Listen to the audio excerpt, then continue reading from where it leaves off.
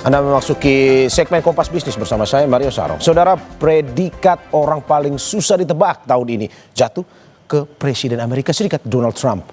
Kebijakannya berubah-ubah, selalu always jadi kontroversi di dunia. Hanya satu yang pasti dari Trump, ngumumin kebijakannya lewat sosial media. Kalau pakai bahasa market yang naik turun, Trump adalah presiden paling volatile sedunia. Konteksnya adalah kebijakan tarif resiprokal.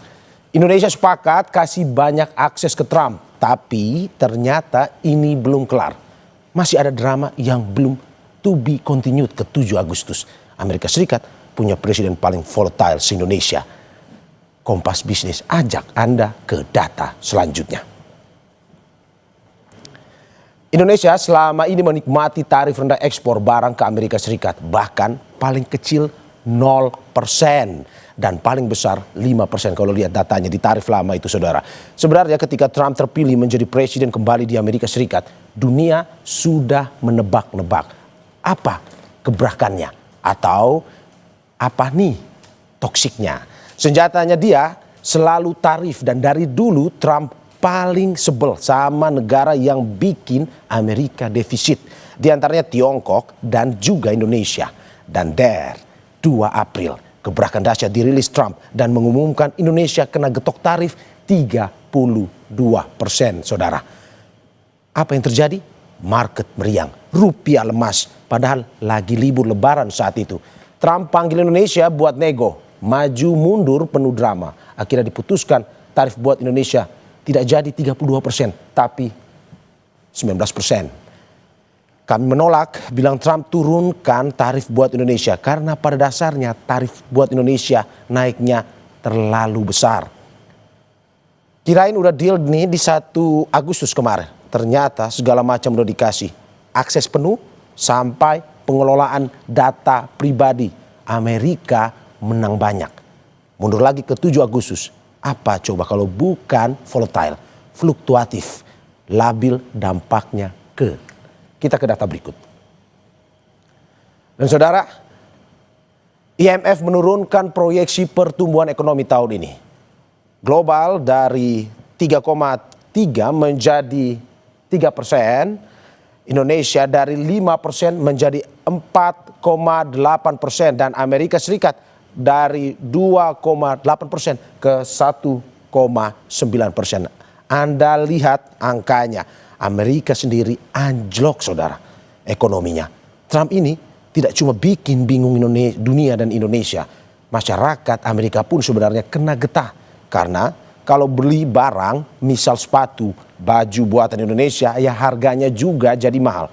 iPhone kalau bikinan luar Amerika, ya harganya tetap naik. Make America great again atau suffer again?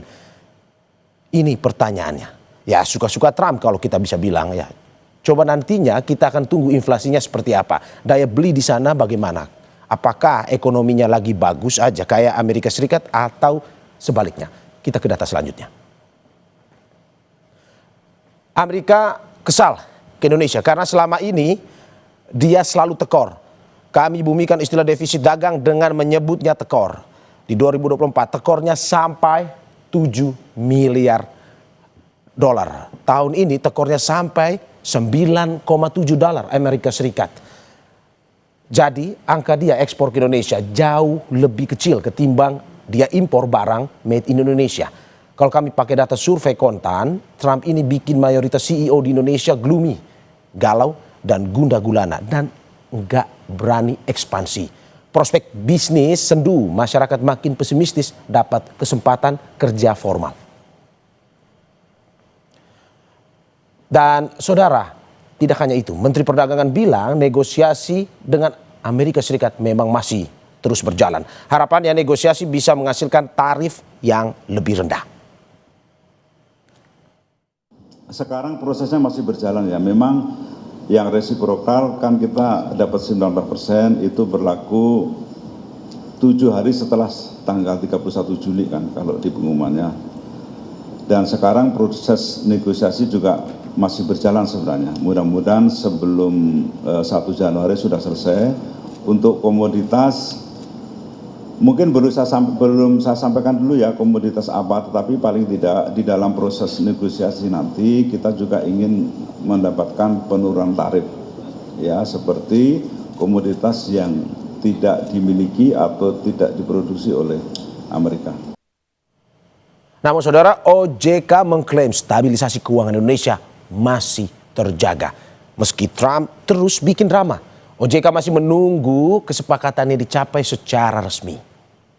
Memandang ya bahwa kesepakatan yang dicapai tentu kita masih menunggu secara resmi berlakunya dari kesepakatan tadi, tapi apa yang dicapai antara pemerintah Indonesia dengan pemerintah AS ya, ini kan merupakan bagian dari apa yang terjadi yang dilakukan oleh pemerintah AS terhadap semua perdagangan negara-negara lain dengan Amerika Serikat. Tentunya dalam konteks itu kita melihat bahwa perubahan yang betul-betul mendasar atau disruptif ini akan berlangsung terus ke depan ya, setidaknya dalam melakukan perdagangan dengan Amerika Serikat. Dan saudara, masih soal Trump dan jangan kemana-mana karena kami akan kembali dengan juru bicara bidang ekonomi kantor komunikasi kepresidenan Fitra Faisal. Tetap di Kompas Bisnis.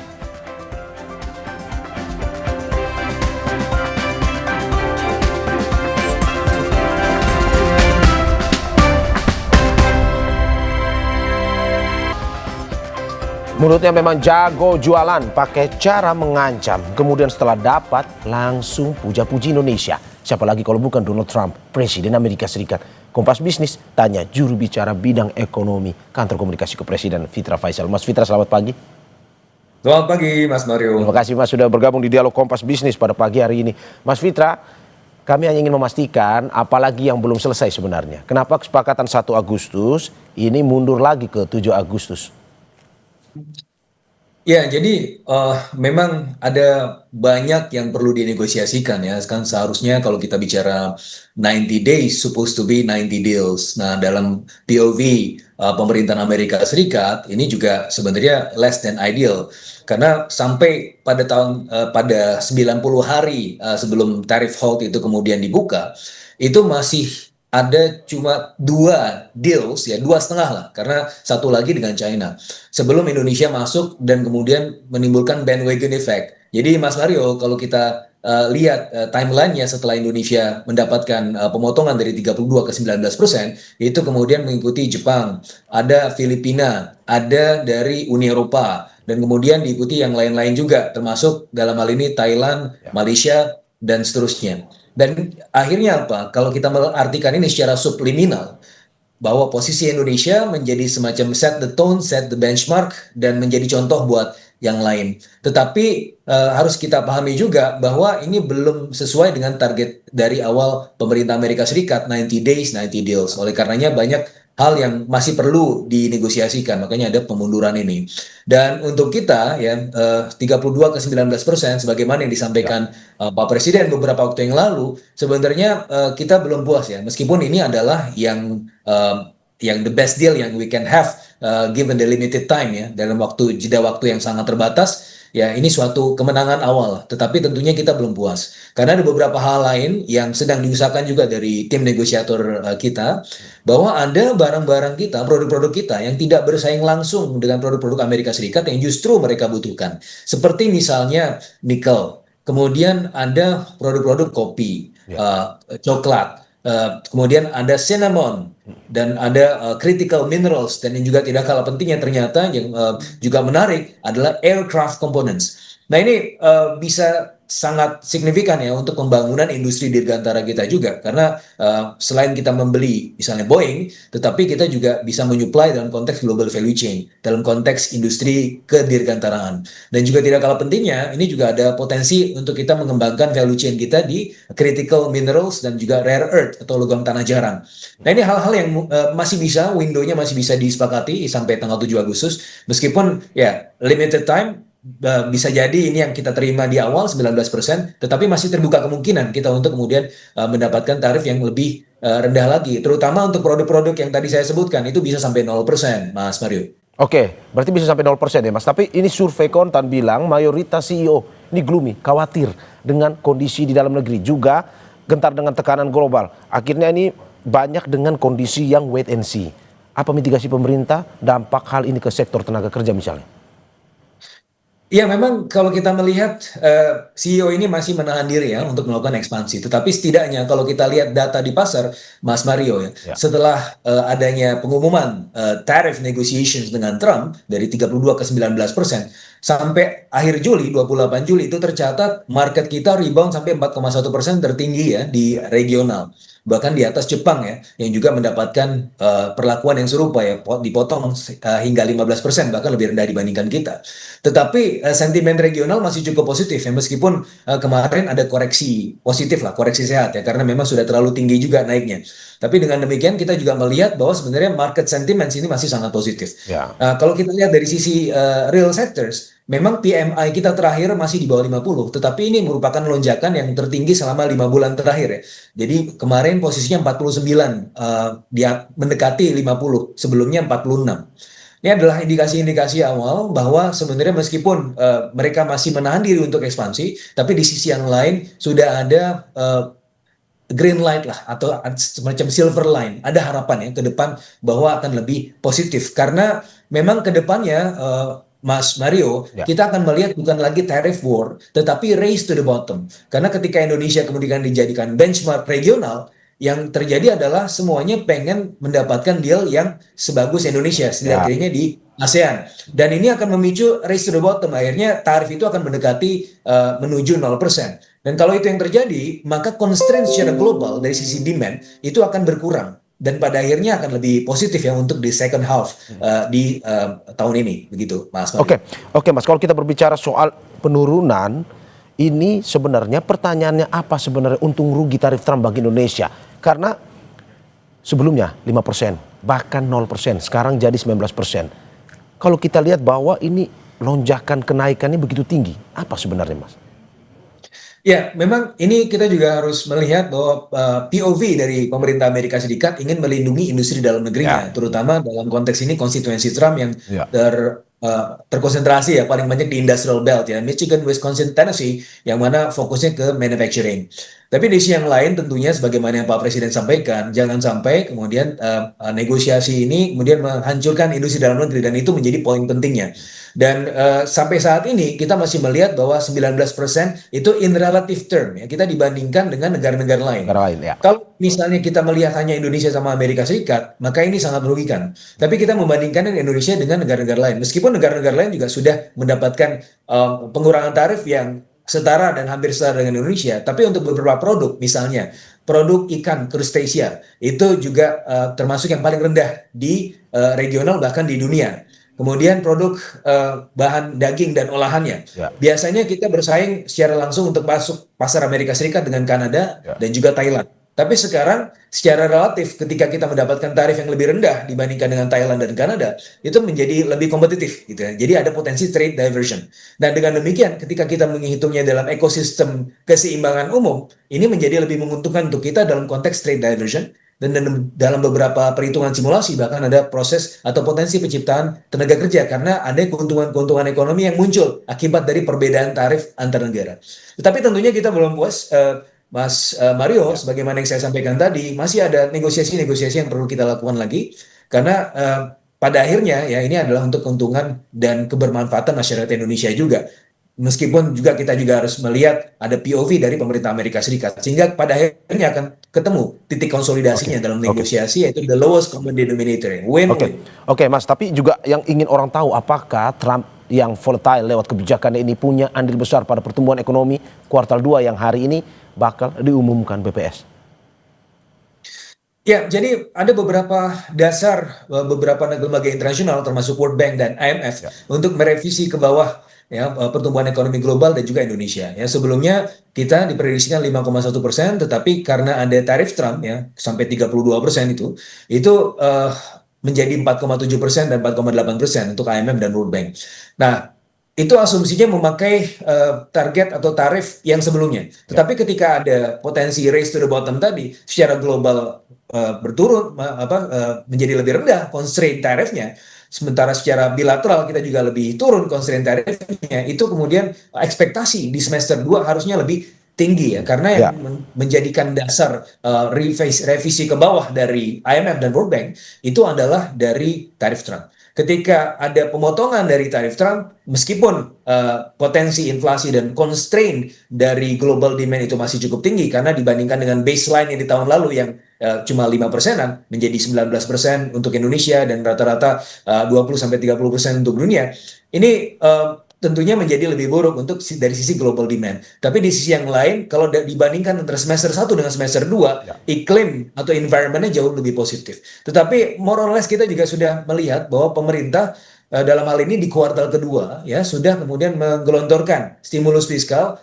untuk apa? Untuk memitigasi tarif Trump sebenarnya. Jadi 24,4 triliun itu dikeluarkan yang fokusnya kepada disposable income yang langsung bisa digelontorkan, sehingga harapannya tanpa adanya stimulus ini, simulasinya 4,55% untuk kuartal 2. Tetapi dengan adanya stimulus fiskal ini yang fokus kepada disposable income, bisa segera dibelanjakan, dan juga ada diskon untuk transportasi yang juga secara empiris memiliki keterkaitan dengan sektor ekonomi kreatif, ini bisa memunculkan tarikan baru untuk ekonomi, dan setidak-tidaknya kita tumbuh 4,9% di kuartal kedua akibat dari stimulus ini. Oke, Mas, kalau kita berbicara secara umum terkait dengan pertumbuhan ekonomi di Indonesia, ini dua lembaga, IMF, OECD, bilang pertumbuhan Indonesia ekonominya tahun ini tidak sampai 5%. Apakah mungkin Pak Presiden tahu tentang proyeksi lembaga dunia ini dan responnya seperti apa dan apa antisipasinya ke depan?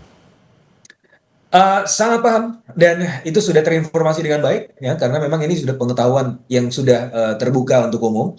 Dan yang jelas responnya adalah bagaimana menggunakan anggaran ya, APBN terutama untuk sektor-sektor yang produktif.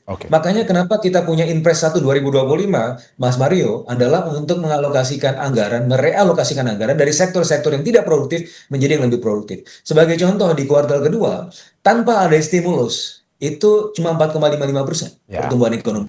Tapi dengan ada stimulus tidak terlalu besar, 24,4 triliun. Itu bisa menaikkan potensi ekonomi 0,2 sampai 0,3%. Artinya apa? Ketika belanja negara itu dimanfaatkan betul-betul untuk hal-hal yang sifatnya produktif, itu mampu untuk menciptakan dampak pengganda ekonomi yang juga lumayan signifikan. Sehingga ya meskipun dari ragam skenario tersebut dari lembaga internasional itu masih di bawah 5%, tapi kita tetap mengupayakan untuk tetap berada di 5% atau bahkan sesuai dengan target awal pemerintah 5,2%, Mas Mario ya. Artinya ya pemerintah dalam hal ini akan kerja sekeras mungkin ya untuk mencapai target-target tersebut. Oke, kalau kita balik lagi nih Mas ke tarif resiprokal, ada yang sampai saat ini juga menunggu kejelasan tarif transshipment. Ini kita sudah sampai di mana kalau bisa dijelaskan? Kita belum sampai tahap yang sangat mengkhawatirkan karena transshipment itu terjadi secara real di Vietnam. Ketika tarif Trump yang pertama tahun 2018, China memasukkan produk-produknya ke Amerika Serikat via Vietnam. Makanya kemudian Vietnam mendapatkan tarif atau bahkan klausul yang sangat real ya, sangat eksplisit bahwa kalau Anda melakukan transshipment akan ada peningkatan tarif hingga 40%. Kita memang ada klausul itu, tetapi tidak secara eksplisit disampaikan berapa besar potensi kenaikan tarifnya, karena memang selama ini kita bukan menjadi objek transshipment, kita dilewati begitu saja dari produk-produk China, dan itu yang akan kita jaga terus, karena biar bagaimanapun ya kita kan transshipment itu tidak terlalu menguntungkan juga buat industri dalam negeri, Mas Mario, karena cuma dilewati saja. Yang paling penting adalah bagaimana industri dalam negeri kita bisa lebih produktif dan bisa mengisi ruang-ruang yang ditinggalkan oleh teman-teman dari negara lain ya, sembari juga masih membuka hubungan yang signifikan dari partner-partner dagang selain dari US. Jadi pelebaran portofolio partner dagang juga merupakan suatu strategi dari pemerintah Indonesia. Ya, oke. Terima kasih Mas Fitra atas apa yang disampaikan. Semoga untuk menghadapi Presiden Trump yang sering berubah-ubah ini tidak pada akhirnya mengganggu secara umum pertumbuhan ekonomi di Indonesia. Terima kasih sekali lagi. Juru bicara bidang ekonomi Kantor Komunikasi Kepresidenan Fitra Faisal atas apa yang disampaikan. Sehat-sehat selalu Mas. Selamat. Saudara jangan kemana-mana. Usai jeda kami